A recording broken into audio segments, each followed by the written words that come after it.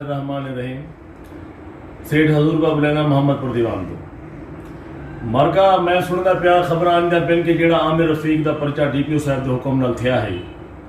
वो साढ़े सरदार MN सरदार रसूलुल्लाह खान दरिशक साहब और सरदार हसनैन बहादुर साहब वो कैंसल करावन के चक्कर में कई तरीके परचा खारिज थी वजे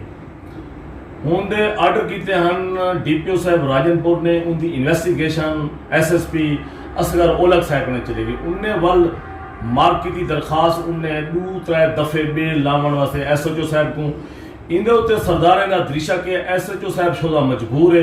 वो शुदा कुछ नहीं पे कर सकता हुण पता लगे कि वो जी उन्हें दफे लावन की दरखास्त उत्ते मार की थी वो दरखास्त को भी गुम कर दिता गए। यह मेरी अपील है IG पंजाब को RPO DG खान को कि